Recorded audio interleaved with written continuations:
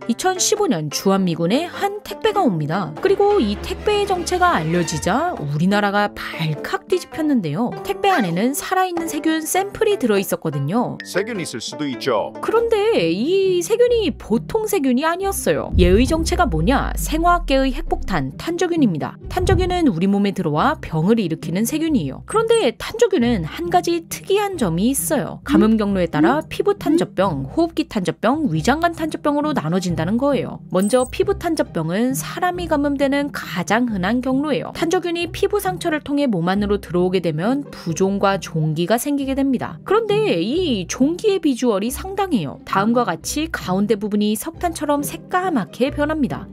그래서 이 병을 석탄의 탄, 종기의 절을 합쳐 탄저병이라고 부르게 된 겁니다. 그런데 다행히도 보기와는 달리 해당 부위의 통증은 없다고 해요. 검은 부분은 1에서 2주 정도가 지나면 떨어져 나가고요. 피부 탄저병의 치명률은 치료를 받지 못하면 20%지만 치료를 적절히 잘 받으면 1% 아래로 내려간다고 해요. 에이 뭐야 생각보다 괜찮네요. 후, 피부 탄저병 그 녀석은 우리 중 최악체. 다음으로 살펴볼 흡입 탄저병의 경우 치료를 받지 못할 시 그 치명률은 무려 97%입니다. 그런데 문제는 적절한 치료를 받는다고 해도 75%라는 거예요. 호흡기를 통해 들어온 탄저균은 호흡곤란, 피부와 점막이 푸르스름해지는 청색증, 출혈성 폐렴, 쇼크 등을 일으키며 이런 증상이 일어나고 며칠이 지나면 사망하게 됩니다. 마지막은 위장관 탄저병입니다. 위장관 탄저병은 우리나라에서 가장 흔한 경로인데요. 탄저병에 걸린 동물의 고기를 먹으면 감염됩니다. 위장관 탄저병은 흡입 탄저병과 대체적으로 비슷한 증상을 보이지만 여기에 더해 복부 팽창, 복통, 구토, 혈변 등이 나타납니다. 위장관 탄저병의 경우 치료하지 않으면 치명률이 25%에서 60% 정도인데 치료를 한다고 해도 병의 진행에는 큰 영향을 미치지 않는다고 해요. 아니 그럼 치료받는 의미가 없잖아요. 유유. 그래도 부종이나 초기 증상을 약화시킬 수 있거든요. 무서워.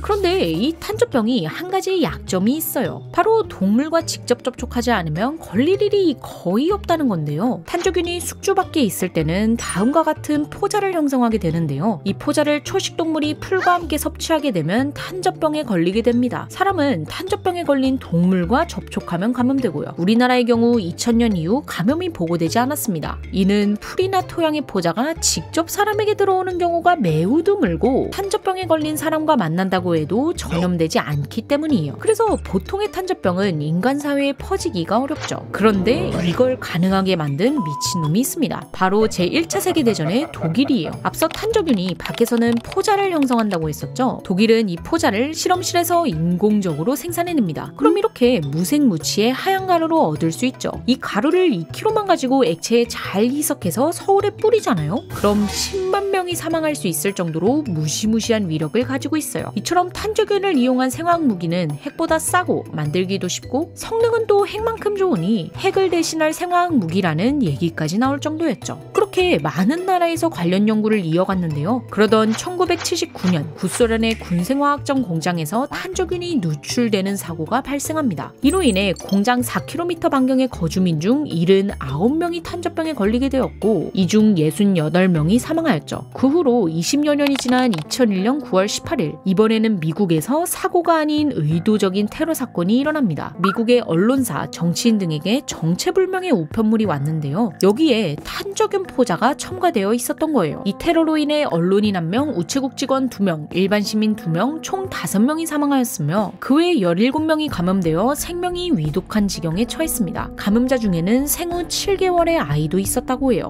이 테러가 일어나기 전에 미국에서 100년간 탄저병 감염 건수는 18회였거든요. 한 번의 테러로 100년을 뛰어넘는 감염자가 나온 거죠. 그럼 테러가 일어나면 어떻게 해요? 사실상 탄저균 테러에 대처할 수 있는 방법은 없어요. 병원에 갈 수 있는 상태라면 병원에 가는 게 유일한 방법이죠. 자, 그래서 이렇게나 무시무시한 탄저균이 우리가 모르게 주한미군 부대로 배달되었다는 겁니다.